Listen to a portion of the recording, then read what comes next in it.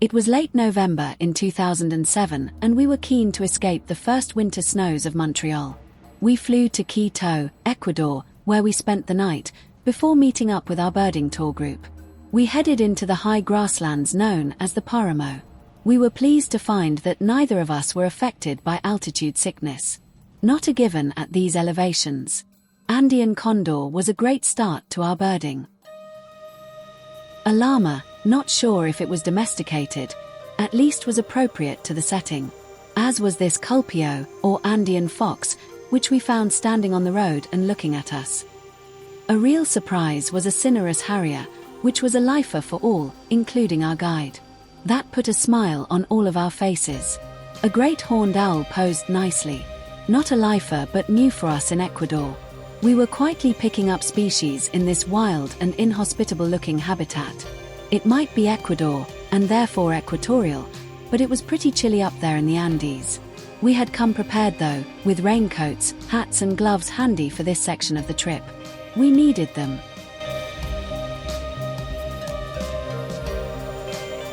You wouldn't think this was the optimal habitat for hummingbirds, but they are up there.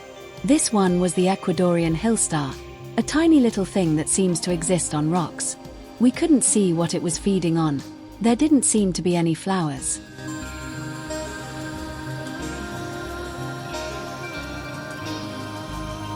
Raptor sightings continued with a nice black-chested buzzard eagle soaring overhead.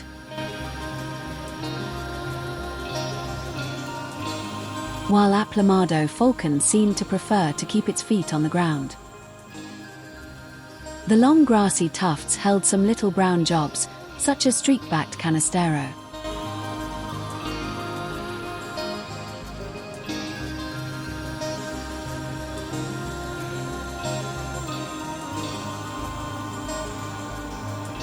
Stout-billed syncloides hopped along the edge of the track.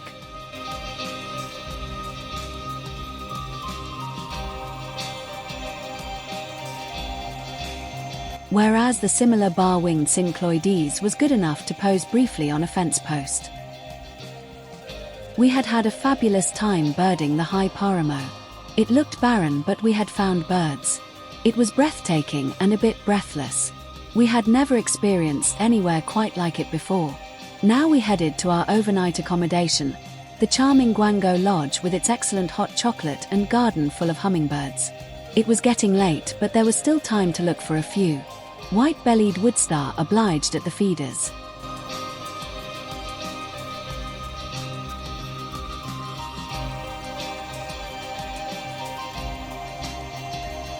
A beautiful chestnut-breasted coronet lived up to its name. Collared incas were to be pretty common in this area.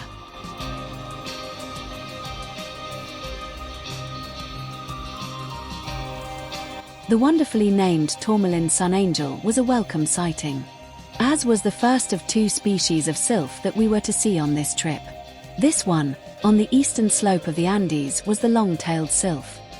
Next morning before breakfast, we headed out for a short walk in the valley where the lodge is situated.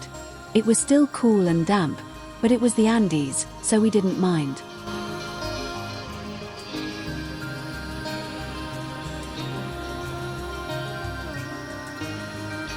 In the lodge garden we came across possibly one of the most bizarre of birds, the sword-billed hummingbird. That bill is the same length as its body. It is amazing that it manages to fly.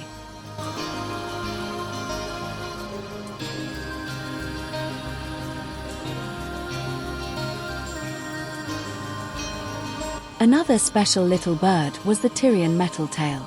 Today we were heading back to the Paramo, actually even higher than yesterday. We were heading to the Papalacta Pass and the radio masts on the very top.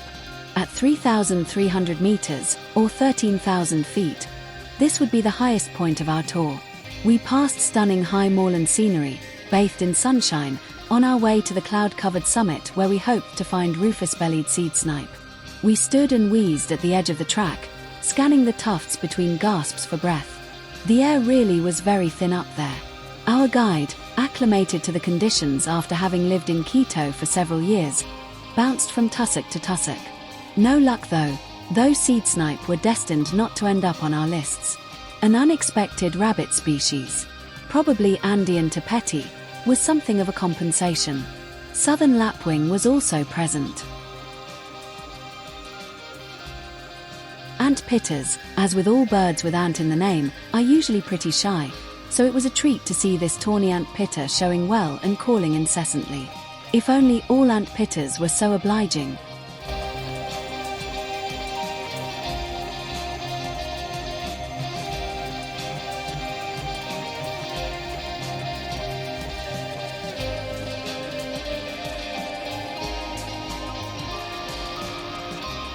Our next lodge would be our base for 3 nights, the Cabanas San Isidro, located on the eastern slope of the Andes Range.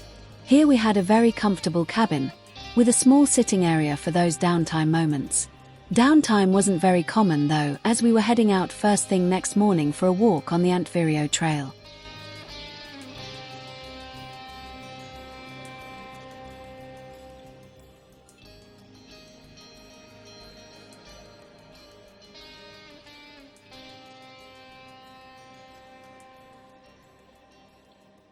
Andean marmots were in the grounds to feed on moths that had been attracted to the lights of the compound. It was sad for the moths, but at least we got great sightings of these shy and retiring birds. And speaking of shy and retiring, we were treated to the daily ant pitter feeding time, where mealworms are left by the lodge staff to encourage chestnut-crowned and white-bellied ant pitters to come out to be seen. It was dark in the feeding area, and so the photos are not great, but at least we saw them.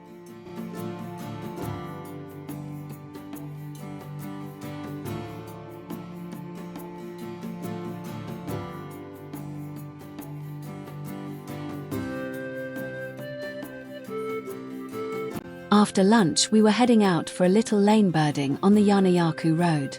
Our transport was a small but comfortable minibus driven by the ever-cheerful Lewis.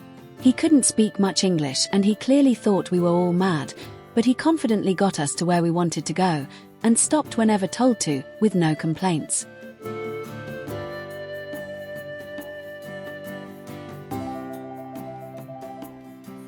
One of the targets for this area was torrent duck, so we searched on every mountain stream we came across. We did find them, but no photos. We also managed a torrent tyrannulet which did stop for photos.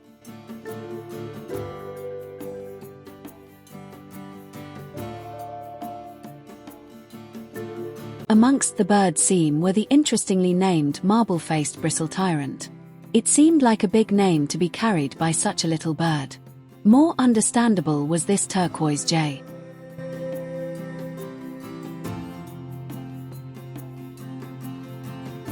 We were delighted with views of the charming cinnamon flycatcher.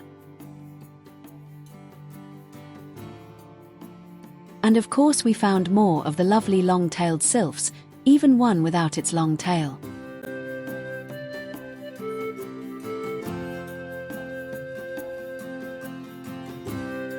Chestnut-breasted coronets were also present here.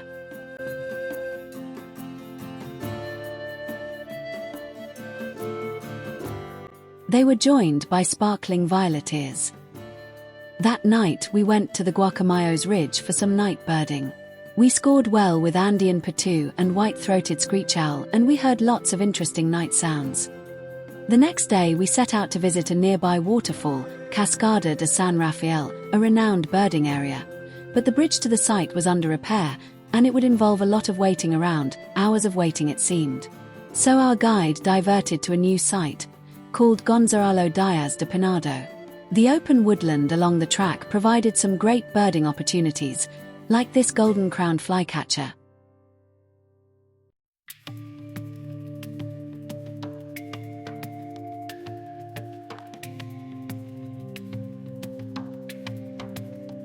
Magpie tanager had been a want-to-see bird for all of us. It certainly lived up to its billing.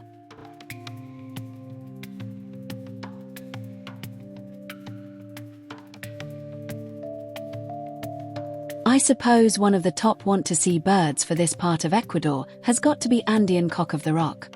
We were lucky enough to see both male and female of these spectacular birds, but only the female posed for photos. It has to be one of the very best bird names out there.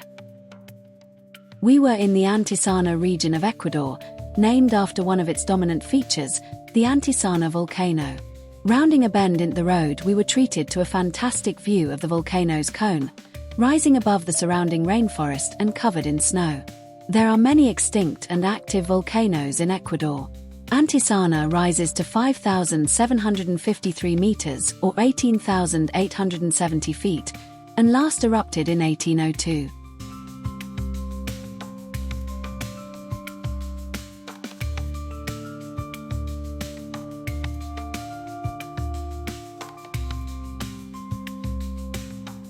Red-breasted blackbirds are very well named, as are the charming rufous-breasted flycatchers.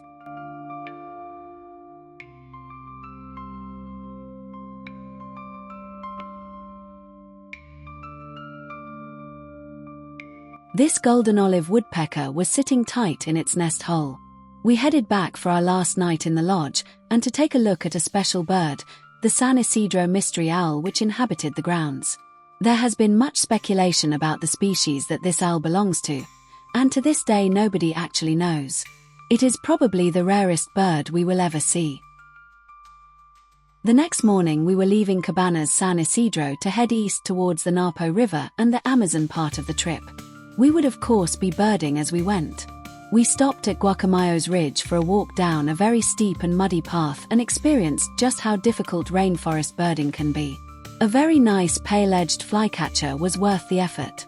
Our trip took us to the first section of the Loreto Road, a famous birding spot but one that had sadly become unsafe for visitors. We would avoid traveling the length of it, making do with a short section of frenetic birding that was so full on that no photos were taken. It was late afternoon when we arrived at a spot on the river where our motorized canoes awaited us. We would be traveling down the Napo to an overnight stop at La Casa del Suizo, or Amazon Light as our guide called it. Here we said goodbye to our trusty van, although Lewis would be joining us for the trip to the lodge, returning back in the morning. It was an interesting way to travel, enlivened by streams of sand-colored nighthawks flying overhead. At the lodge, masked flower piercer and saffron-crowned tanager greeted us as we disembarked from the canoes and made our way up a long staircase to the lodge. The lodge was pleasant, with good-sized rooms and a spacious balcony which overlooked the river. A nice spot to relax and reflect on a very busy day. Tomorrow we would head further downstream, to the town of Coca and then to our next location, Sasha Lodge. The Amazon part of the trip had begun. For more information, see our travelogue, now available from Amazon, how appropriate. Our most recent trip, to Kenya, has also been documented in 3 travelogues, from Amazon, and on 20 short videos on our channel. We hope you enjoyed this video. Please take a moment to hit the like button and to subscribe to our channel so as not to miss the next installment. Thank you for watching.